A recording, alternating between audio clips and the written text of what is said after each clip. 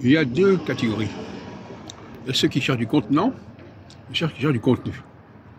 Ceux qui cherchent du contenu, ils veulent qu'on leur donne des informations.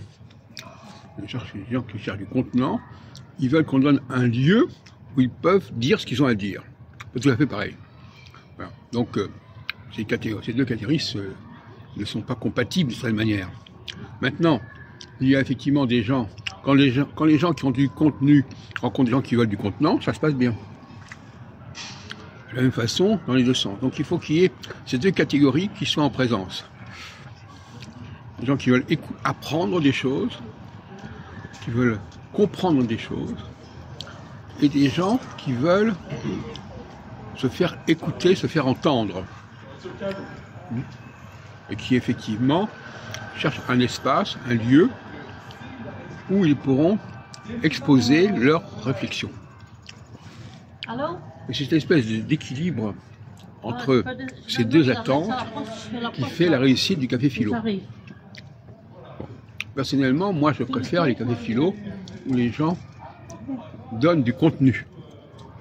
C'est-à-dire qu'ils ont des choses à dire. Mais à dire, non pas des choses à dire qu'ils ont pris ailleurs. Il ne s'agit pas de répéter des choses.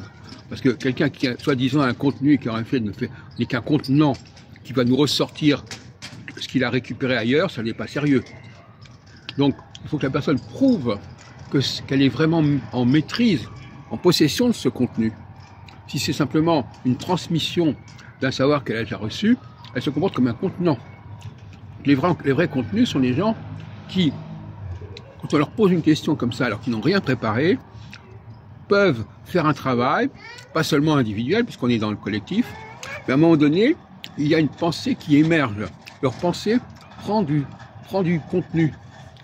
Elle a quelque chose. À ce moment-là, elle peut être transmise en tant que contenu.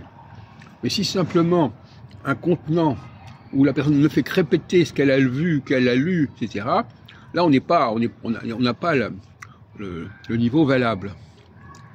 Voilà. Donc, voilà mes réflexions sur la question du contenant et du contenu.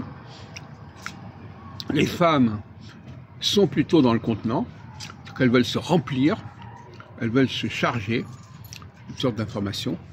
Les hommes sont plutôt dans le contenu, ils veulent faire un travail sur eux-mêmes, faire un travail de réflexion, faire un travail de communication, mais qui n'est pas une communication de quelque chose qui a déjà été entendu, une communication de quelque chose qui est nouveau, qui va naître de la discussion, de ce qu'on appelle maintenant la disputation, puisque c'est à la mode actuellement ce mot.